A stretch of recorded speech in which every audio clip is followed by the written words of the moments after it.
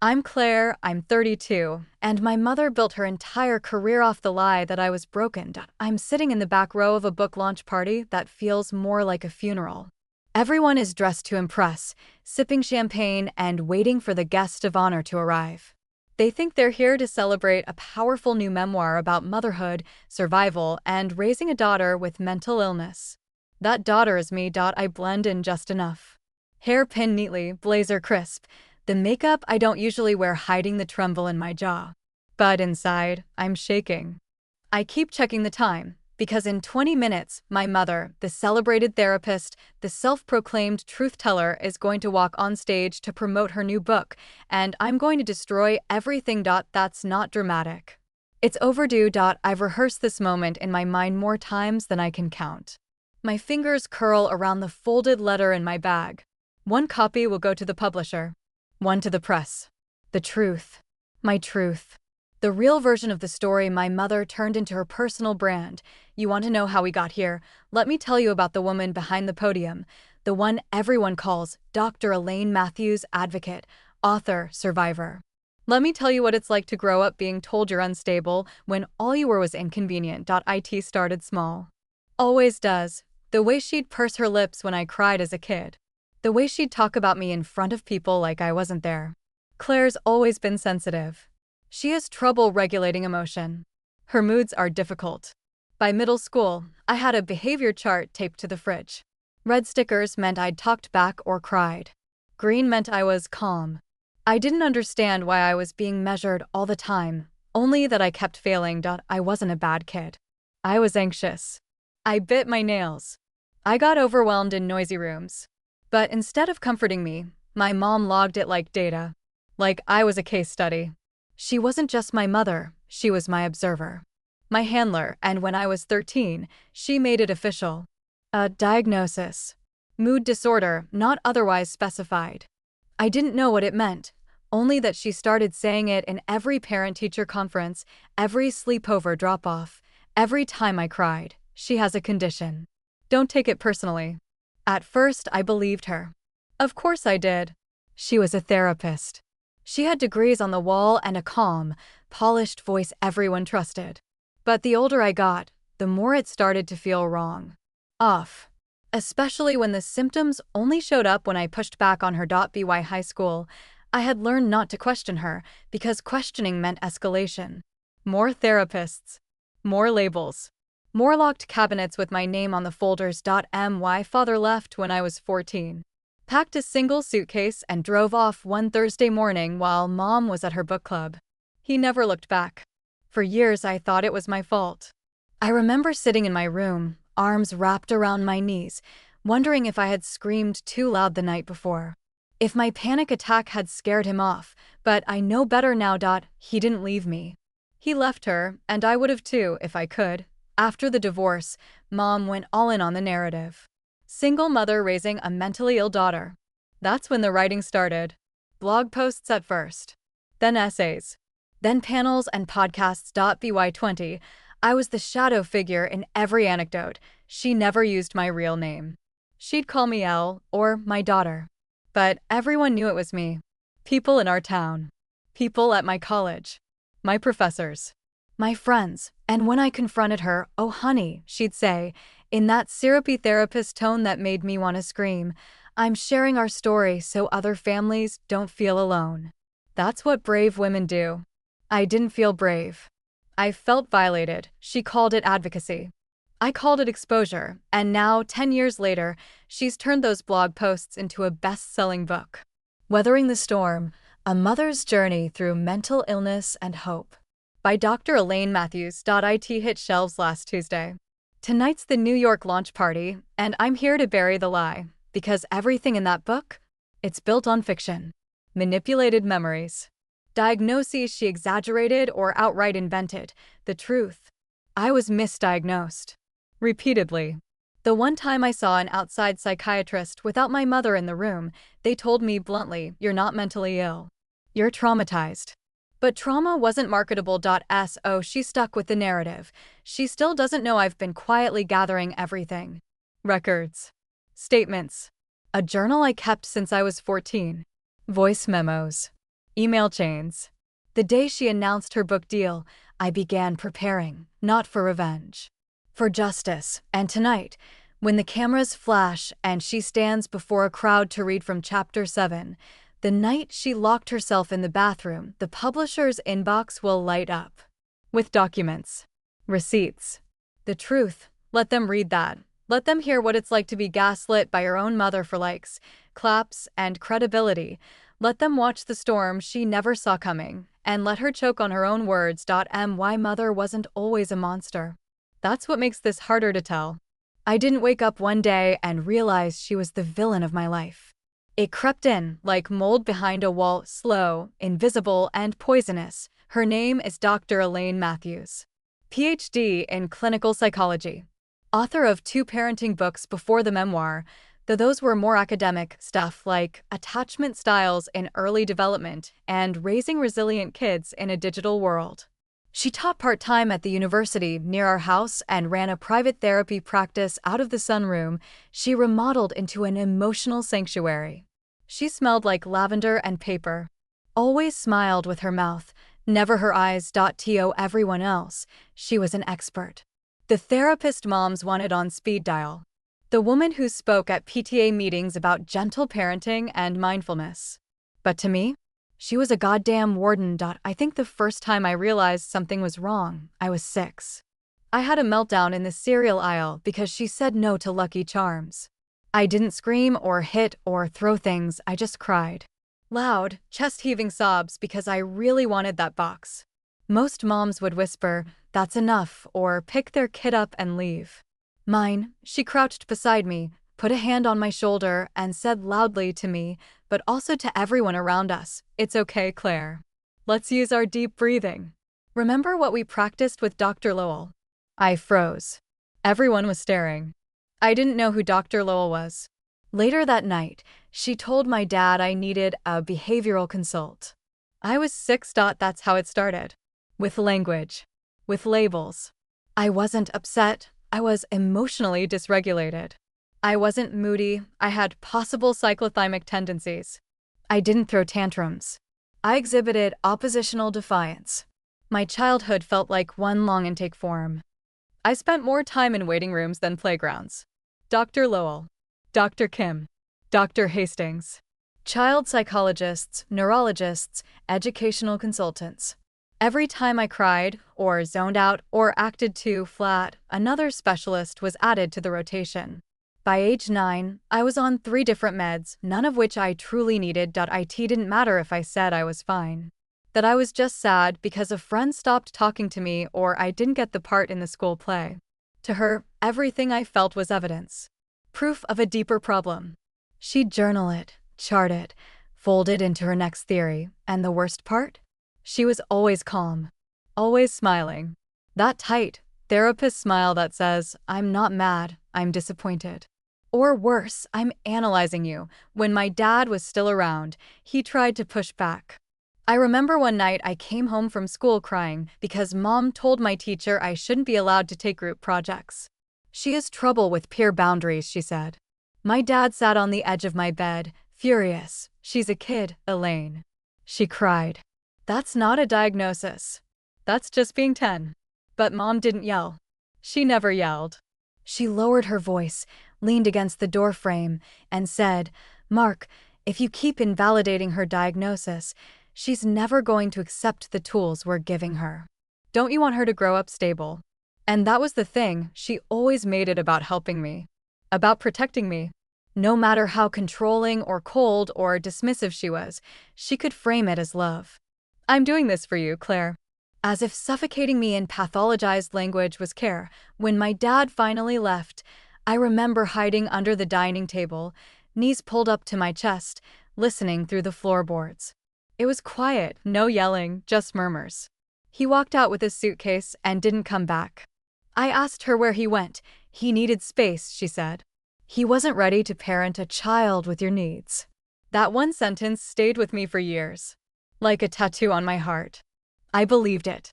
Believed that I had driven my father away by being too much. Too emotional. Too unstable. She weaponized that guilt. Anytime I pushed back or asked too many questions, it became, "Do you want to drive me away, too?" I stopped pushing. In high school, I figured out that silence kept me safe. Smiling when I wanted to scream. Agreeing when I knew she was wrong. Nodding during therapy sessions while dissociating behind my eyes. She never once asked what I wanted. She told teachers I had anxiety when I didn't. Told friends' parents I had mood instability so they wouldn't let me sleep over. Even when I had perfect attendance, straight A's, and a clean bill of health from my school counselor, she insisted I had invisible struggles. Said I was masking my symptoms. I began to wonder, was she disappointed that I wasn't sicker? When I got my period late, she told the pediatrician she was concerned about endocrine dysfunction connected to mood patterns. When I flinched during a loud thunderstorm, she said it was a trauma response. When I drew a sad girl in a notebook during sophomore art class, she showed up to the school unannounced to ask about my self-harm risk. My entire life became a diagnosis. She never stopped tweaking. It only got worse when I applied to college. I wanted to go out of state, anywhere far from her. I dreamed of tiny liberal arts campuses and old libraries with skylights. I applied to 4 out-of-state schools. She sabotaged all of them. "It's not safe," she said. "I can't monitor your medication schedule from across the country. What if you have an episode? What if you spiral?" I'd never had an episode, but she made sure I stayed close. I ended up at a small commuter school 25 minutes from home. She insisted I live at home for stability. By then I was so numb I didn't argue. The summer before freshman year, something inside me cracked. Not loud, just a hairline fracture of realization. We were having dinner and she said, offhandedly, "You should email disability services now. Let them know about your diagnosis. You'll get priority registration and extra time on exams." I looked up from my plate and said, "What diagnosis?" She paused, blinked, then gave a soft laugh. "Sweetheart, you've had mood disorder (NOS) since you were 13. You know that?" "No," I said slowly. "You said that." "I never got a diagnosis in writing." Her smile tightened. "You're misremembering," she said. "I have the files in my office. We've talked about this. You're just overwhelmed." It was the first time I realized she might be lying. I snuck into her office that night, heart pounding like I was stealing state secrets. I dug through every locked drawer, every folder. There were notes from therapists, sure, but nothing official. Nothing with a diagnosis from a licensed psychiatrist. And the most recent evaluation from Dr. Mercer, someone she only let me see once, had one line under diagnosis, "No significant findings at this time. No mood disorder." No label. Nothing. That moment changed me. I sat there, shaking, realizing that my entire identity, the meds, the appointments, the therapy journals, the self-doubt, had been built on her word alone. Her version of me. I didn't sleep that night. I just stared at the ceiling, wondering who I could have been if she hadn't rewritten my childhood in clinical terms. After that, I started writing everything down. Quietly. Every conversation, every strange moment. I recorded voice memos on my phone when she talked about me to her friends. I printed out emails where she referenced my condition to professors. I saved screenshots from her old blog. I called Dr. Mercer and asked for a copy of my file. He remembered me. Said, "You seemed fine to me, Claire. I told your mom that." She never booked another session. I knew then she didn't want help. She wanted control. The rest of college, I pretended. Smiled when she monitored my meds, which I stopped taking. Agreed when she told people I had generalized anxiety, which I didn't. Went along with it because I didn't know what else to do. I had no one else. No dad. No siblings. No extended family. And then, 3 years ago, she got the idea for the memoir. She said it during brunch like it was a casual thought. "You know, I've always wanted to write about us. About everything we've overcome. It could help so many parents." "I'd change your name, of course." I wanted to throw my mimosa in her face. Instead, I nodded. "That sounds nice." She spent the next year interviewing herself, writing draft after draft, selling it to publishers as a brave account of raising a complex child. When she got the deal, 6 figures, national release, she cried. I didn't. That's when I decided I wouldn't let her do it. Not without consequence. I gave her the gift of silence for years. But now, I'm done being her narrative. The truth is coming, and it's not going to be marketable. It's strange how betrayal doesn't always come with a bang. Sometimes it's just a quiet click, a link sent to your inbox, a headline in your newsfeed, a soft thud when a package hits your doorstep. That's how it happened. Not with a confrontation. Not with some dramatic reveal. Just a pre-order link. Sent to me by an old classmate from high school I hadn't spoken to in years. Hey Claire, I saw this and thought of you. Is this about you? It was a screenshot. A cover image, Weathering the Storm, a mother's journey through mental illness and hope by Dr. Elaine Matthews. I stared at it for a long time. My ears rang. I felt my fingers go cold, like my body had gone into emergency lockdown, and then I clicked the link. There it was. My mother's memoir. The one she claimed was still an early concept. The one she swore wouldn't be published without my final approval. The one she said was just for the proposal stage. Published. On Amazon. With a glowing description and a professional author photo of her sitting in her office, legs crossed, that calm, serene smile on her face like nothing in the world had ever rattled her. I clicked on the preview. The first chapter was titled, When She Threw the Vase. I blinked. What vase? The chapter described an incident from when I was 12. According to my mother, I entered a dissociative rage, screamed about a bad grade, and threw a ceramic vase across the kitchen, narrowly missing her face. It never happened. I remember that day clearly, not because of any vase, but because it was the first day I got my period and I was crying in the bathroom. She'd dismissed me, told me I was making a scene, and handed me a book called Your Changing Body instead of showing me what to do. There was no rage, no vase, no violence, and yet there it was, immortalized in her book as proof of her maternal strength. Her daily emotional battleground. Her suffering. I felt sick. I kept reading, even though my hands were shaking. Chapter 2 is worse. The night she hid in the closet. A deeply dramatized account of me having a panic attack at 14, which she described as a full psychotic break. She quoted me. Fictional dialogue. Made-up lines. I see the shadows, Mommy. They're eating me. I have never, in my life, said those words, but according to the book I did, page after page, it unfolded like a horror novel, except the monster was me. And the heroine? My mother. The brave, unbreakable woman who never gave up on her emotionally volatile daughter, even when professionals told her to institutionalize her. I almost dropped my phone. Institutionalize? What the hell? I'd never been told anything like that. Ever, and now it was in print. On the internet. Pre-sold to thousands of readers who would eat it up like some tear-soaked redemption arc. Women would cry reading it, mothers would nod in solidarity, and no one would ever know that the girl in the story was real. Alive.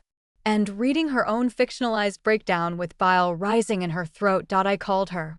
Immediately, she didn't answer. I called again. Then again. And again. Finally, she picked up. Claire, I'm in a session. Can this wait? No, I said, already pacing. What the hell did you do? There was a pause. A breath. That soft therapist tone settled into her voice. Claire, I need you to calm down. What are you talking about? I'm talking about Weathering the Storm, Mom. The book. The one you said wasn't finished. The one you said you'd show me first. Silence. Then, how did you find out? Oh my God, I whispered. You weren't even going to tell me, were you? I was waiting for the right moment, she said. I didn't want to overwhelm you. Overwhelm me? You published lies about me. You wrote about things that never happened. You said I threw a vase at you. You said doctors recommended I be institutionalized. They did, Claire, she said quietly. No, they didn't. I have the notes. From Dr. Hastings. No, you don't. I already requested my records. He said I was fine. Another pause. Then that soft sigh she always gave when she thought I was being difficult. You're clearly triggered right now, she said. Let's talk when you've had a chance to. I hung up. I stood in the center of my apartment, shaking, sobbing, gasping like I'd been gut punched. That night, I didn't sleep. I printed out every page of the Amazon preview. I took screenshots of everything, the blurbs, the quotes, the foreword from her editor that called me a living testament to the power of maternal perseverance. I wanted to scream, but there was no one to hear it, because the thing about emotional abuse, especially when it's slow, polished, and dressed up in academic terms, is that it leaves no bruises. No one sees the wreckage. You don't have a cast or stitches. Just an invisible wound, pulsing beneath the surface. I'd lived under her thumb for so long that even now, with proof in my hands, I felt like maybe I was overreacting. Maybe I was just too sensitive, too dramatic. But then I opened my email and saw the press release. Her publisher had sent out early galleys to influencers. A few were already posting reviews. One wrote, "This book will rip your heart out and stitch it back together. Dr. Matthews is the mother we all wish we had." I clicked on her Instagram. The top comment said, "As a survivor of mental illness, I feel so seen." I wanted to scream, throw something, shake people and say, "You don't understand. It's not real." None of it's real, but how could I prove it? I was just the daughter. The unstable one. The more I tried to speak up, the more it would sound like part of her narrative, the unwell daughter lashing out, unable to process her own past. She built that trap perfectly. She knew exactly what she was doing. I didn't leave my apartment for 3 days. I didn't eat. Barely drank. Just sat with the weight of it. The utter helplessness of knowing my truth had been turned into her content. My real experiences, the confusion, the shame, the gaslighting, now rewritten as plot points in her inspirational story. I tried telling a friend. I sent her a few chapters. She read them. Then said, "Wow, it's intense, but she's your mom. Maybe this is just her version of the truth." Her version. As if truth was negotiable. That's when I knew. I couldn't just walk away from this. I couldn't let it happen. Because if I didn't fight back, if I didn't tear down this beautiful house of lies she'd built, she'd keep doing it. Keep selling our pain. Keep manipulating the truth until there was nothing left of me that hadn't been filtered through her narrative. So I started planning, not a lawsuit. I didn't have the money, and I knew how easily she'd spin that as vindictive. No, this had to be surgical. Clean. Undeniable. I went through my journals. Dug up every medical record I'd ever requested. Pulled the emails, the recordings, the texts she'd sent bragging about leaning into the emotional stuff for marketability. I even found a voice memo from last year where she said, laughing, "Honestly, the book's not that accurate, but people eat that trauma stuff up." I stitched it all together. A dossier. 60 pages. Cleanly formatted. Organized by chapter. Then I wrote a letter. Not angry. Just truthful. Direct. To the publisher. To the press. To a few reporters who'd covered the book early. I sent it, and then I waited. I didn't expect what came next. Within 24 hours, one of the junior editors at her publishing house emailed me privately. She said she believed me. Said the voice memo was deeply troubling. Said she was forwarding it to legal. 2 days later, a journalist emailed. Then another. One wanted to interview me. "I think this could be a really important piece," she said. "About weaponized storytelling. About how we trust memoirs too easily." I was scared. So scared, but I said yes, because for the first time in my life, someone wanted my version. Not hers. The first article went live 3 days after I sent my letter. It wasn't front page news, obviously. It was a small piece in a digital feminist journal. The kind that covers women's stories beyond the glitter and gloss of mainstream success. But there it was under the headline, "When Your Mother Owns the Narrative, the Hidden Cost of Weaponized Memoir." My name wasn't in it. They kept it anonymous, per my request. But the journalist quoted me, a few lines from our call, and referenced recorded audio and official medical documentation obtained by the author. That part made me feel safer. Like I wasn't just screaming into the void. This wasn't about bitterness or revenge. I had proof. The article got traction fast. People in the book world started reposting it. A few therapists commented anonymously, questioning the ethics of using a family member's health struggles for commercial gain, especially without their consent. But then came the backlash, not from strangers, from her. She called me at midnight. No warning. Just her name lighting up my screen like a fire alarm. I answered. I don't know why. Maybe part of me still hoped she'd apologize. Admit it. Say she was sorry, but she didn't. "Claire," she said, her voice low and tight, "what have you done?" There was no fear in her voice. No guilt. Just irritation. Like I was a child who'd knocked over a glass of wine at a party. I told the truth, I said. You embarrass me, she snapped. You jeopardized everything I've built. Do you understand what you've done to my reputation? You built it on a lie, I said quietly. That wasn't your story to tell. Oh, don't be naive. Her voice cracked, just a little. Everything I wrote came from love. I carried you through hell. You think I wanted to write those things? You think I enjoyed being vulnerable about the worst years of our lives? Those weren't the worst years of your life, Mom. They were mine. There was silence on the line. Then she sighed. And in a voice so cold it made my skin crawl, she said, You've always needed someone to blame. I hung up. I don't remember crying. I don't think I did. I just sat in bed staring at the wall, the shadows from the city lights stretching across my sheets like claw marks. It hit me then, harder than ever before. This woman would never see me as anything other than a story to edit. To her. I wasn't a person. I was a narrative device. That's when the real spiral started. I didn't leave my apartment for days. I called in sick to work. Didn't respond to texts. I even ignored an email from the reporter asking if I wanted to do a follow-up. Now that the article was gaining traction, I didn't know how to function. I wasn't suicidal, not exactly, but I didn't want to be awake either. I just wanted to dissolve. To sink into my mattress and disappear between the seams. One night, I stood in front of my bathroom mirror for almost 2 hours. Fully clothed. Lights off. Just staring at my reflection in the soft blue light of my phone screen, wondering if I really was broken. If maybe she was right all along. If maybe I was too dramatic, too emotional, too reactive. That's what abuse does. It worms into your identity. Even when you know it's a lie, it still feels real. Like a scar that never healed right. Around 4 a.m., I found myself on the floor, curled up in front of the heater vent like I used to do as a kid. I pulled my knees to my chest and whispered over and over, You're real. You're real. You're real.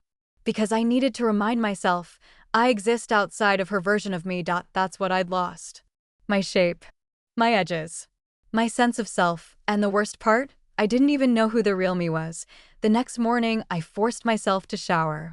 Not because I felt better, but because I felt like I was rotting inside my own skin. I stood under the hot water until it turned cold, then dragged myself to the mirror. I looked like a ghost. Pale skin, hollow eyes, cracked lips from dehydration. My hair was matted from not brushing it for days. I was falling apart. I texted my friend Amy. We hadn't talked since I first showed her the book. Me. I'm not okay. The typing dots appeared instantly. Amy, I'm coming over. Don't argue. An hour later, she showed up with bagels and electrolytes and the kind of hug that splits your chest open. I cried into her shoulder without saying a word. She didn't ask questions. She just sat with me, ate half a bagel, brushed my hair like we were kids again. Then she said something that changed everything. You know what I think? She asked softly. I think you're scared that if she's not the villain, then you're not the victim. And if you're not the victim, then what the hell were the last 20 years of your life even for? I stared at her. That's the trap, Claire. She defined you for so long, even your pain is shaped like her. But you don't have to keep living inside the story she wrote. I felt something in my chest crack, not in a bad way. In a freeing way. Like the first time you unhook a tight bra after a long day. You don't realize how much it's been constricting you until it's gone. Later that night, I reopened the email from the journalist. I told her I was ready for a follow-up.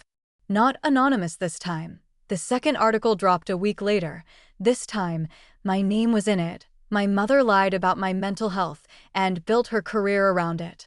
It went viral. The comments section exploded. Women shared their own stories. Daughters. Sons. People who'd been painted as unstable by parents who refused to see them as whole human beings. Therapists weighed in. A few well-known psychologists questioned the ethics of Elaine's memoir publicly. The publisher released a bland statement. We are currently reviewing the information provided and take all claims seriously. She went quiet. No interviews. No posts. Nothing. Then came the message. Not a call this time. Not a voicemail, just a text. You've made your point. I hope it was worth it. That was all. I stared at it for 10 minutes, heart pounding. Then I deleted it.no reply. No more engagement. No more chasing her approval or explanations or even an apology that would never come. I took back my narrative. And when the backlash hit her, when a major podcast dropped her interview from their season, when a speaking engagement was postponed indefinitely, when the paperback release was pulled, I didn't gloat. I didn't celebrate. I just felt quiet, like a long scream had finally left my body. I started therapy again. Real therapy. With someone who listens. Not someone who pathologizes. We don't talk about her at every session.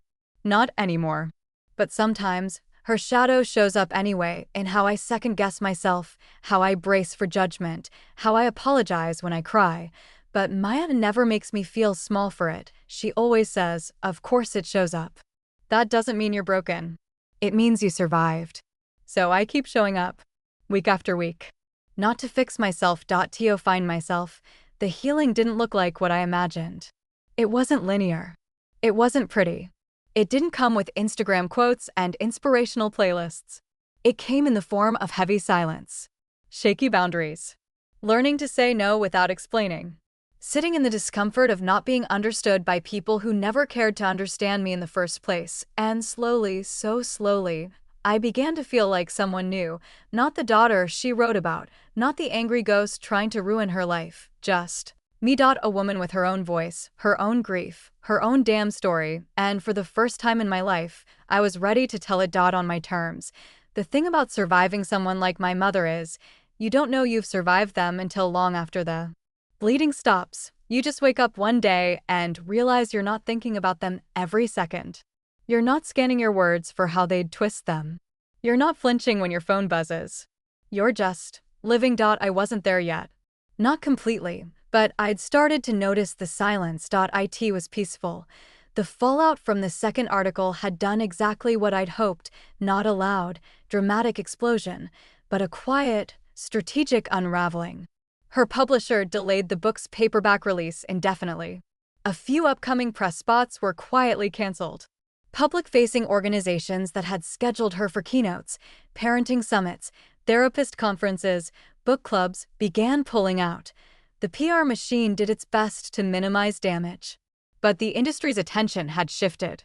Dr. Elaine Matthews was no longer the glossy name they could trust for clean, inspiring content. Now she came with a footnote. A Google search. But did you hear? Attached to her name. That was all I wanted. I didn't need to burn her career to the ground. I just wanted to remove the pedestal. Level the ground. Force people to look again, and more importantly, I wanted space to rebuild myself. So I started small. The first thing I did was delete the Google alert I had set for her name. It had been running for years. I didn't even remember when I started it. Probably sometime in college, when her blog got picked up by a local parenting column, and she started showing up in articles with headlines like, How One Mother Helped Her Daughter Survive the Storm. For years, I needed to know what she was saying, where she was speaking, what narrative she was spinning about me. It was a survival reflex. Monitoring. Protecting myself, but I didn't need it anymore. She wasn't telling my story. Not without consequences. The next thing I did was reach out to a podcast, not a huge one, not like This American Life or anything with millions of listeners. Just a missized show I liked. One hosted by two sisters who focused on untangling toxic family systems and emotional abuse. I'd listened to them for months. Quietly. On walks. While making dinner.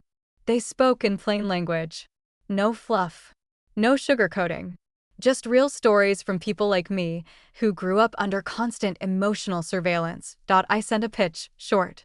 Honest. They wrote back the next day. Claire, we'd be honored to help you tell your story. I didn't tell anyone. Not Amy. Not my boss. Not even the therapist I'd just started seeing again. Her name's Maya. I'll get to her in a second. I just did it. I showed up at the studio, hands shaking, heart pounding like it wanted to jump out of my chest. I sat in front of a mic, wearing borrowed headphones, watching the red recording light flick on like a heartbeat, and I told the truth, not just about the book, but the years before it. The childhood that got rewritten. The girl who got pathologized out of her own body. I spoke slowly, clearly. No rage, no sobs, just facts. Like I was handing over a map of my trauma. I thought it would break me. It didn't. It made me feel real, solid. Like for the first time, I wasn't performing recovery. I was in it. After we wrapped, one of the hosts hugged me. "You're not crazy," she said, eyes glossy. "You were just lied to." Over and over. I cried on the train ride home. Not ugly crying. Not grief. Just this steady stream of tears I didn't even try to stop. When the episode aired a few weeks later, I turned off my phone for the whole day. I wasn't ready to know what people thought. I didn't want to get sucked into comments or DMs or, God forbid, another statement from my mother. But when I turned my phone back on that night, something happened. Hundreds of messages. Not hate, hope. Messages from strangers. Women in their 40s. Men in their 20s. Non-binary folks. Parents. Kids. People saying, "You told my story." One message said, "I always thought I was the crazy one. Thank you for helping me name the manipulation." Another read, "I left my mom's house 2 months ago. I thought I was alone. Your voice gave me the courage to stay gone." That's when something inside me shifted. I realized this wasn't just about me anymore. It was about all of us. The kids who were diagnosed when they were just emotional. The teens who were medicated because their parents couldn't handle their anger. The adults who grew up thinking their feelings were symptoms. Their reactions, disorders. Their boundaries, aggression. We'd all been erased. Diminished. Misunderstood, and maybe finally, we weren't anymore. Meanwhile, I started therapy again. I'd been dodging it for years. For obvious reasons. But I found Maya through a referral, a trauma-informed therapist who specialized in adult survivors of covert abuse. On our first call, she said, "I don't pathologize your pain. I contextualize it." I almost cried just hearing that. Our first session was weird. I was stiff. Guarded. I kept waiting for her to start analyzing me, finding flaws. I even apologized halfway through for talking too much. She just smiled gently and said, "You're allowed to take up space here." Those words broke me open. I started seeing her weekly. Slowly, I began unpacking all the things I had packed too neatly for too long, the guilt I carried for not understanding my mother, the shame I felt for needing space, the fear that maybe I had been the unstable one all along. Maya didn't give me answers. She gave me permission. Permission to be confused. To be angry. To not have a bow-wrapped conclusion. "You don't have to be healed to be whole," she said once. "You're allowed to exist in pieces." That's what I was doing. Piecing myself together, not for a grand finale, just for me. Around that same time, I got an email from a literary agent. She'd heard the podcast. Read the articles. She said she was deeply moved by my voice and wondered if I had ever considered writing a memoir of my own. At first, I laughed out loud. The irony. The full circle of it, but I didn't delete the message. I reread it 3 times that night. And then I opened a blank Google Doc. I didn't start with a title or a table of contents. Just a sentence. My mother built a career on the belief that I was broken, but it's her lies that fell apart. I kept writing, not every day. Not even every week, but often enough that the document grew. Like a wound closing in slow motion. I wasn't trying to get published. I didn't care about that yet. I just wanted the story somewhere in my words, on my terms. No clinical language. No metaphors. No redemption arc, just the truth. Meanwhile, my mother stayed quiet. At least publicly. Her book didn't get pulled, but it stopped selling. No paperback. No translation deals. No second printing. It slipped into obscurity faster than I thought possible. Her social media got quieter too. No more parenting reels. No more posts about building resilience. Just the occasional photo of her dog or her garden, always with a caption that sounded like she was trying too hard to appear. Healed. It didn't bother me. In fact, it made me feel something close to peace. She wasn't my monster anymore. She was just a woman, sitting in a house full of mirrors that no longer reflected the story she wanted to tell. One afternoon, I got a letter in the mail. Real mail. Handwritten. No return address. It was from her. 5 pages. Neat cursive. No apology, just a lot of phrases like, "I did what I thought was best," and you'll understand when you're a mother, and it's sad that you've allowed others to distort our relationship. I didn't finish reading it. I folded it neatly, put it back in the envelope, and tucked it into a shoebox in my closet. Not because I wanted to save it, but because I wanted to remember the last time she tried to control the narrative. It would stay there. Sealed. Powerless, just like her story. By the end of that year, something had shifted in me completely. I didn't feel like a victim anymore, not because I was over it, or because I'd forgiven her, but because I'd finally stopped defining myself in relation to her. I wasn't the daughter of Dr. Elaine Matthews anymore. I was Claire. A writer. A survivor. A woman who told the truth when no one else would. And the next time someone asked, what was it like growing up with her? I'd know exactly what to say, but only if I wanted to, because now the story is mine. It didn't take long for her to try and take the story back. I guess I should have known it was coming. My mother was never the type to go quietly, not when her image was on the line, not when her status hung in the balance. She had always known how to reframe things, how to bend the truth just far enough to make herself the victim. So when her silence finally cracked, it came in the most predictable form possible. A blog post. She posted it on her old website, the one she hadn't updated in over a year. The title, When Telling the Truth Costs Your Family. I felt like I was going to throw up before I even clicked it. Amy sent me the link with no comment, just a skull emoji. She knew I'd see it eventually, and she knew I wouldn't be able to ignore it. I opened it with my heart pounding. It was long. Too long. The kind of post that rambles intentionally, carefully curated to feel raw and honest, while never saying anything too direct. It never used my name, never mentioned the articles or the podcast. But it was about me. Every word, every sentence was designed to cast herself as the wounded mother, misunderstood and betrayed by the daughter she'd fought so hard to save. She opened with, "It's taken me months to find the courage to write this. I've been silent because I didn't want to hurt anyone, least of all the person I love more than life itself, my daughter." I rolled my eyes so hard I thought I might strain something. She went on to say she'd made mistakes. That motherhood is messy. That memoir is memory, not journalism. That she had always written with compassion and intention. Then she dropped the real punch.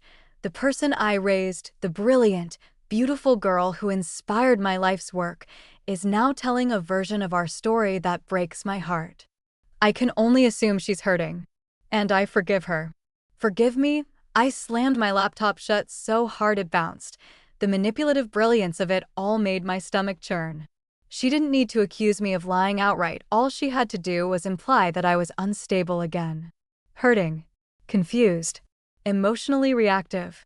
The same tired language she'd always used when she wanted people to doubt my perception of reality. I was furious. But worse than that, I was afraid, because it worked. People started sharing it, commenting.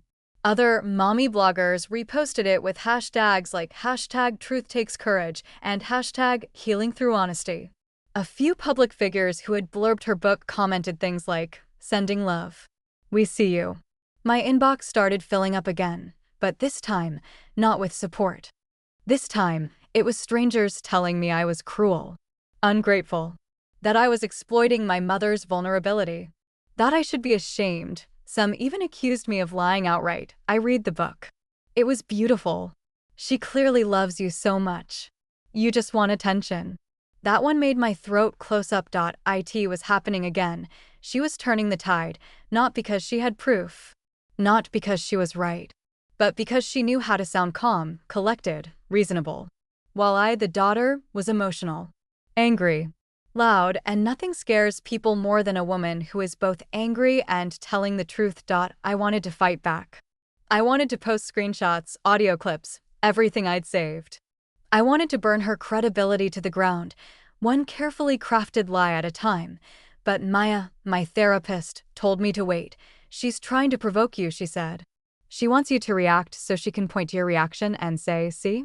I told you she's unstable.'" But what if she wins? I asked. What if people believe her again? Maya looked at me gently. Some people will. You can't control that. What you can control is your own narrative. You've already told the truth. Don't backpedal into her version now. It was the hardest thing I've ever done, staying quiet while she tried to rewrite the story again. Every part of me wanted to scream, but I didn't. I didn't respond publicly. I didn't engage. Instead, I did something else. I sent the post, and the emails, and the press materials, and the screenshots of her contradicting herself to a woman named Grace. Grace was a journalist with a national paper. She had been following my story quietly, reaching out after the podcast aired. She said she was interested in writing a larger piece, not just about me and my mother, but about the broader trend of trauma authorship. About how often people use the mental health struggles of family members to build their own platforms. I hadn't said yes before, now I did. We met twice in person. I handed her everything. The files. The photos. The printed transcripts of interviews I'd done with therapists and professionals over the years who had seen the discrepancy between my mother's public claims and my actual mental health records. Grace was a real reporter. Thorough. Fair. She promised to fact-check everything. And she did. 3 weeks later, the article was published, Profiting Off Pain, the ethics of selling stories that aren't yours. My story wasn't the only one in the piece. There were others. A man whose mother had written a viral essay about his drug addiction, even though he was in recovery and had asked her not to. A woman whose father self-published a memoir about her childhood trauma that she didn't even remember. A non-binary teen whose mental health diagnosis had become a TED Talk for their parent. It was devastating. But it was honest, and there, in the middle, was my story, clear, verified, with quotes from my mother's book laid side by side with documented evidence that contradicted them. I didn't gloat. I just breathed. She didn't respond right away, but when she finally did, it wasn't a blog post or a tweet. It was a legal notice, cease and desist, claiming defamation, emotional distress, unjust damage to professional standing. I stared at the document in disbelief. She's threatening to sue me? My voice cracked when I said it out loud. Amy sat next to me, gripping my hand. She won't win, she said, but that wasn't the point. I knew she wouldn't win. My story was clean, documented. I hadn't lied. I hadn't accused her of a crime. I'd simply told the truth, but lawsuits aren't always about winning. Sometimes they're just about wearing you down, scaring you. I cried for hours that night. Not because I was afraid of court, but because I was so tired. So exhausted by the endless ways she kept trying to pull me back in, punish me for leaving her narrative. But then something strange happened. People spoke up, lawyers, journalists, mental health advocates. The same people who had been skeptical before, they stepped forward now. One lawyer, a woman named Camila, messaged me directly. I specialize in these cases.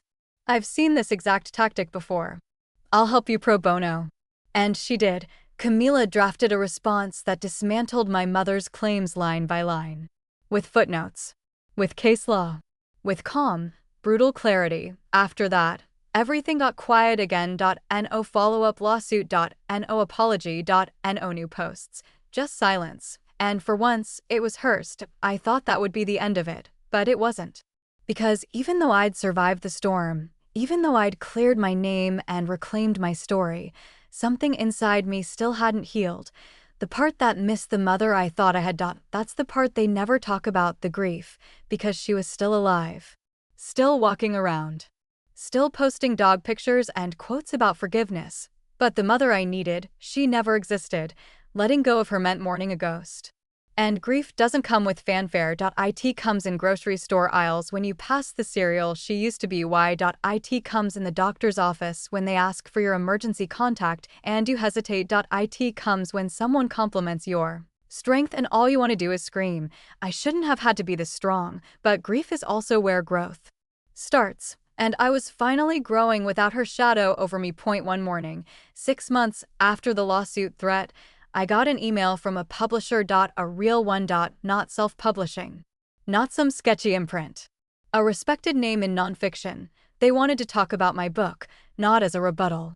Not as a gotcha. But as a standalone memoir. A story about reclamation. About surviving subtle, insidious control. About telling the truth even when people begged you not to. I stared at the email for a long time. Then I replied with one word. Yes. The irony hit me as I stepped into the event space. I was back where it started, another book launch, another audience, another glossy backdrop of staged vulnerability. Except this time, the spotlight wasn't on my mother. It was on me. I'd been invited to speak on a panel called Owning the Narrative: Truth, Memoir, and Ethical Storytelling. The irony wasn't lost on me. The invitation had come from a small but well-respected indie book festival in upstate New York. They'd read the article, listen to the podcast. One of the organizers messaged me directly and said, "We'd love to hear your voice in this conversation." I hesitated. I wasn't sure I wanted to be visible again. I didn't want to keep circling the same trauma like it was the only story I had to tell. But Maya, my therapist, said something I couldn't stop thinking about. This isn't about telling the same story. It's about showing what happens when you reclaim the pen. So I said yes, and now I was here, standing backstage in a green room that smelled like tea and old wood, staring at my reflection in the mirror. My blazer was slightly wrinkled from the drive. My hair was doing that weird thing it always did when I was nervous, frizzing at the crown like it was trying to escape. I took a deep breath. "You don't have to be perfect," I whispered to myself. "You just have to be honest." The panel was held in a small auditorium, maybe 200 people. Intimate, but full. The other speakers were a mix of authors, therapists, and one journalist. I recognized a few faces from articles I'd read about ethics and memoir. All of them had stories like mine, different details, same betrayal. The moderator was warm and sharp. She introduced us one by one, then opened the conversation with a question I wasn't expecting. "What's the moment you realized your story was being told without your permission?" The mic passed down the line. Each person answered thoughtfully. When it was my turn, I took a second before speaking. For me, I said, it wasn't one moment. It was a pattern. A feeling I carried for years, that my life was being edited in real time by someone who claimed to love me. I paused. My mother built her career by talking about my supposed mental illness. She never used my name, but everyone knew. Friends, teachers, even employers. I lived under this fog of suspicion, always wondering who believed I was unstable.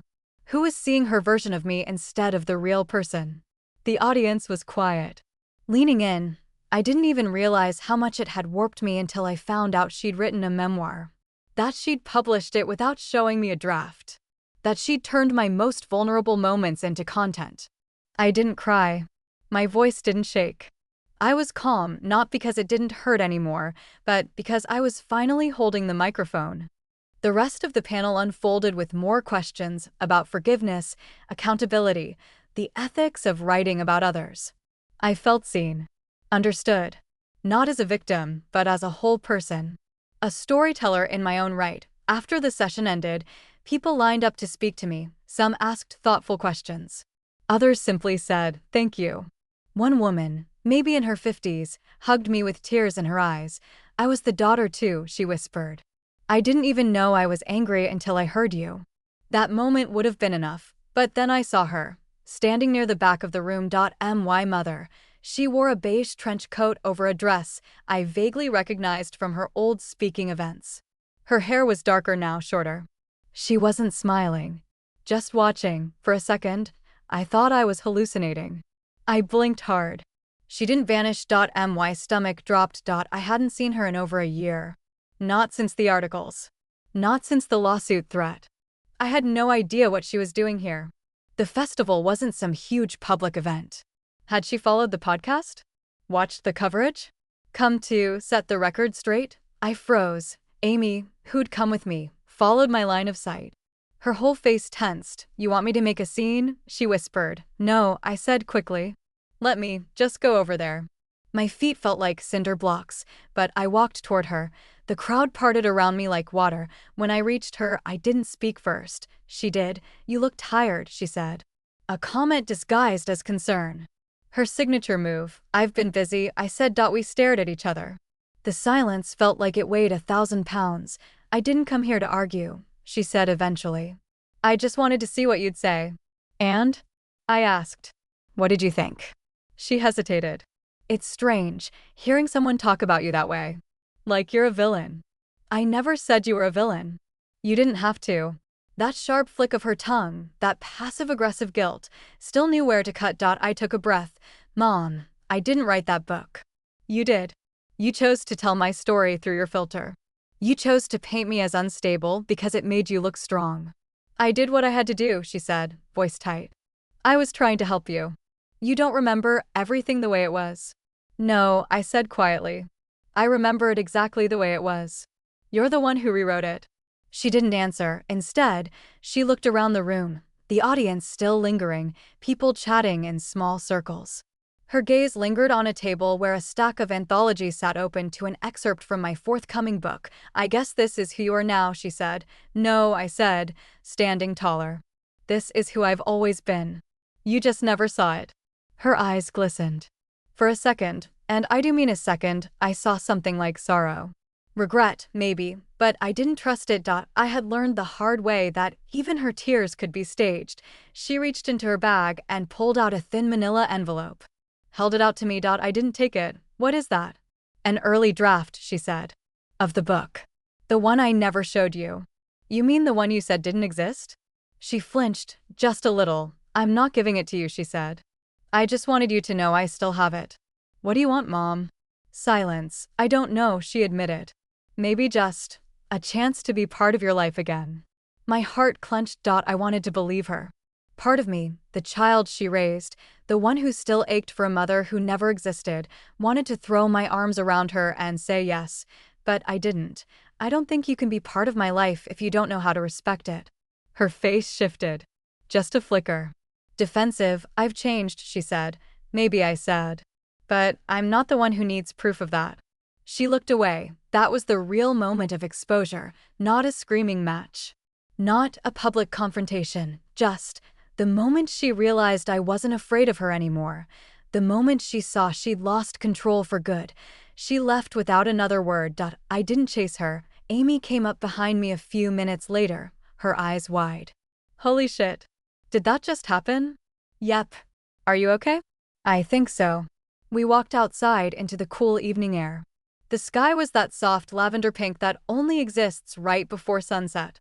I let it wash over me like a bomb. I should be a wreck, I said.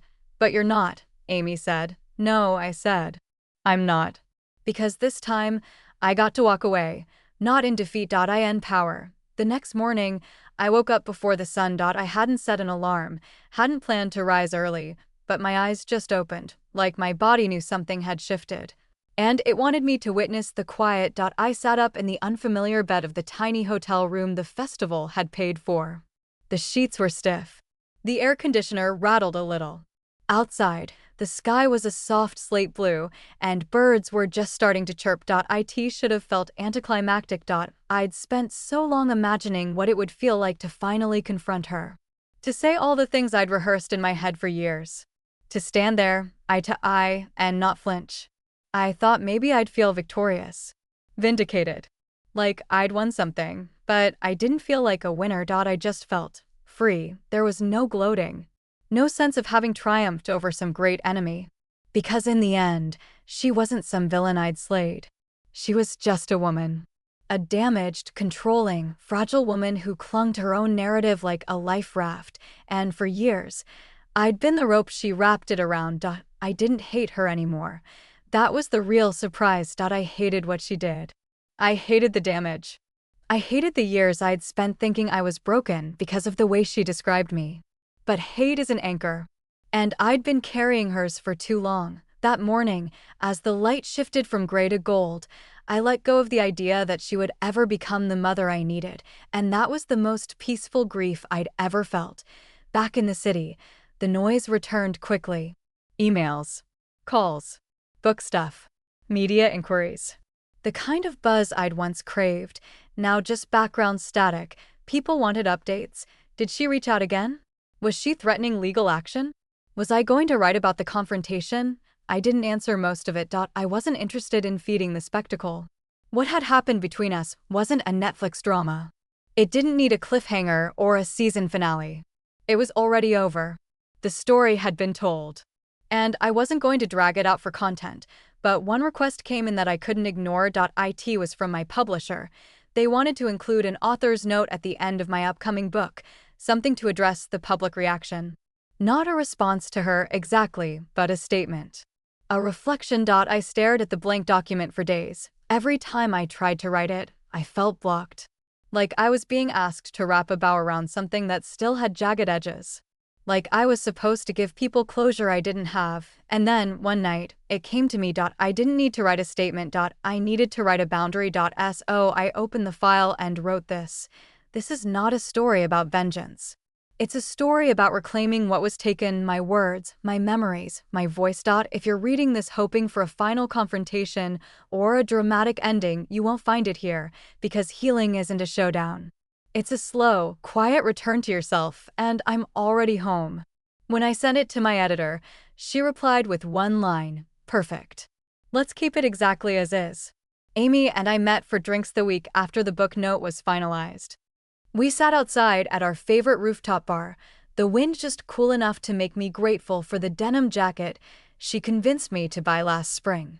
The city buzzed below us, car horns, laughter, late-night life pulsing around our little table like background music. "You're different," she said, sipping her wine. "How so?" "I don't know. Lighter. Like you're not bracing for impact every 5 minutes." I smiled. "Maybe because the impact already happened. And I survived." She clinked her glass against mine, to surviving. We drank. Then she leaned forward, her eyes sharp in that way they get when she's about to ask something real. "Do you think she'll ever change?" I didn't answer right away. "I think she believes she already has," I said. And maybe, in her mind, she did the best she could. But change requires reflection. Accountability. And I don't think she's capable of that. Amy nodded. "Would you let her back in?" The question landed like a stone in my gut. "I don't know," I said. "Maybe someday. But not without boundaries. Not without real work." Amy nodded again, like she already knew the answer. "Would you?" She smiled. "Only if she came with a muzzle and a written apology notarized by a priest." We laughed, but the truth lingered under the joke. She wasn't coming back. Not really. Not the way I'd once dreamed. And I didn't need her to, because I was already rebuilding. Maya, my therapist, asked me a question that changed everything. What would your life look like if you stopped defining it in reaction to her? I sat with that for a long time, because even after all the articles and panels and podcasts, even after the book, even after the confrontation, I was still, in some ways, orbiting her gravity. My story had become the antidote to hers. But it was still about her, and maybe the final act of freedom wasn't fighting her version, it was letting it go entirely. So I started doing something radical. I wrote stories that had nothing to do with her. I drafted essays about friendship. About the way grief clings to your socks. About a road trip I took in college with someone I once loved, but no longer speak to. I wrote about joy. About awkward first dates and the weird intimacy of late-night diner conversations. I stopped being the girl whose mother lied and started being a woman who wrote what mattered to her. It was terrifying, and it was everything. Then one day, it happened. I got the call. The book hit the bestseller list. Not at the top, somewhere in the middle. But it was there. My name, my title. On a list that once felt like a fantasy. I stood in my kitchen, staring at the email from my publisher, the notification glowing like some kind of cosmic joke. The girl who was once labeled emotionally unstable now had a best-selling memoir. The girl whose mother used her pain as branding had turned that pain into power, but instead of cheering, I just sat down, because success didn't feel like I expected. It didn't fix everything. It didn't undo the years of doubt or erase the ache of what I'd lost. But it did give me something else. Closure. Not the dramatic kind. The real kind. The kind that lets you rest. A month later, I received a package. No name. No return address. Just my name, handwritten in tight, familiar cursive. Inside, there was a single item, her first edition memoir. The one that started it all, and a yellow post-it stuck to the title page. One sentence. I finally read it as if it were about someone else. I think I understand now. No signature. No apology, just that. I stared at it for a long time. Then I closed the book. I didn't throw it away. I didn't write back. I didn't need to, because this was no longer her story, and it never would be again. Sometimes Healing doesn't feel like joy.it feels like silence. A room that's finally quiet after years of noise. A mirror you can look into without flinching. A walk down a familiar street without the weight of 1,000 ghosts on your back. That's how I knew I was okay. Not because everything was perfect. Not because the past had lost its sting. But because I didn't feel the need to explain myself anymore. I didn't feel compelled to justify my pain. I could just exist, unapologetically.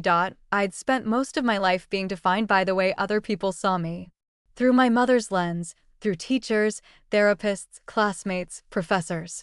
I'd become an expert in adjusting myself, softening my edges, preemptively soothing discomfort before it was ever voiced. But now I took up space, fully. Unashamedly. I said no without apology. I said yes without fear, and most importantly, I started living a life that wasn't curated for someone else's approval. I moved apartments 6 months after the book release, not because I needed to. I liked my old place. But it held too many echoes, too many nights spent pacing the floor, rereading emails, replaying phone calls, dissecting her words until they bled. I wanted a fresh start. So I found a little place in the northeast corner of the city.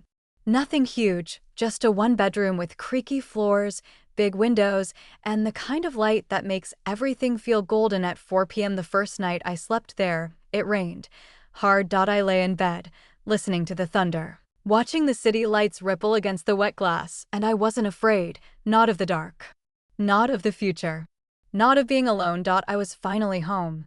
In my body, in my space, in my life. People still ask me about her sometimes, usually at events, or interviews, or in emails from strangers who've read the book. Have you spoken to her since?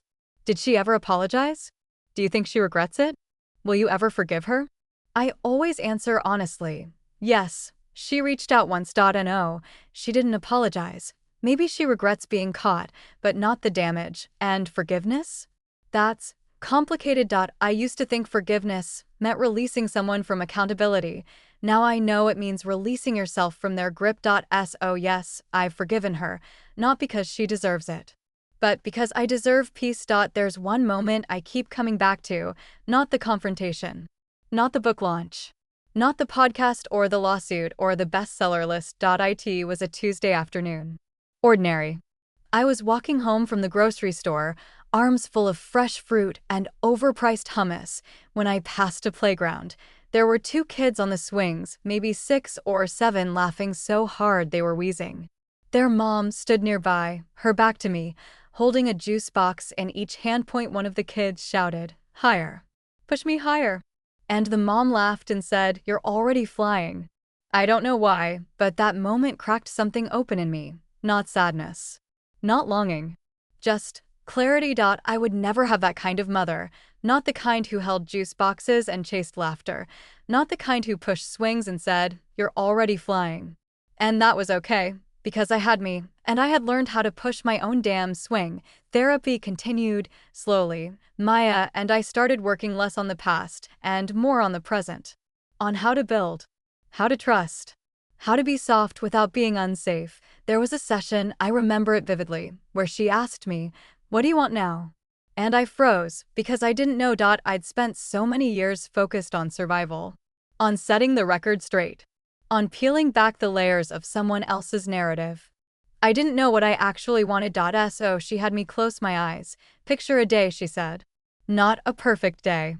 Just a good one. What's in it?" At first, I thought about simple things. A dog. Coffee with someone I love. A quiet afternoon spent writing. A walk somewhere green. But then I thought about something deeper. A sense of ease, not hypervigilance, not control. Just peace. I wanted a life that didn't feel like a performance. A life where I didn't need to explain why I was tired, or why I cried, or why I smiled at nothing. A life where I could just be. That's what I started building. Not success, not status, just ease. The memoir came out in paperback last month. They sent me a box of copies. I opened it slowly, one hand on the lid like I was disarming something fragile, and there they were. My words, my story, no footnotes. No disclaimers, just me, telling the truth. I kept one copy. Gave a few to friends. Donated the rest to libraries. Not because I didn't care, but because I didn't need to cling to it. The book had already done its work. It had broken the silence, and that was enough. As for her, I don't know what she's doing now. Last I heard, she moved to a smaller town. Closed her practice. She still posts occasionally, sunsets, teacups, photos of her dog. But the captions have changed. No more parenting advice. No more memoir quotes, just quiet. Maybe she's healing, maybe she's not. It's not my job to know.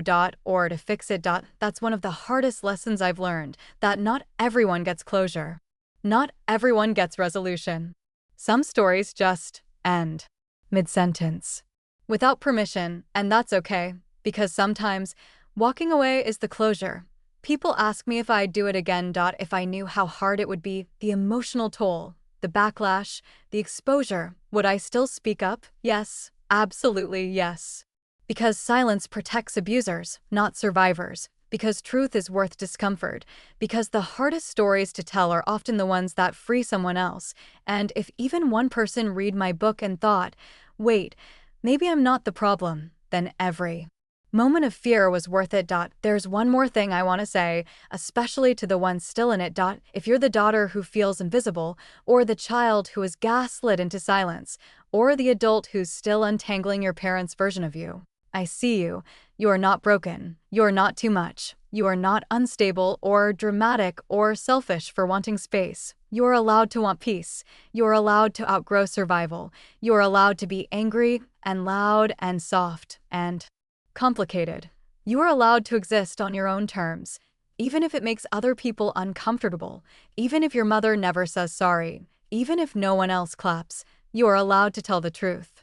And you are allowed to be free. I'm Claire. I'm 33 now, and I finally belong to myself.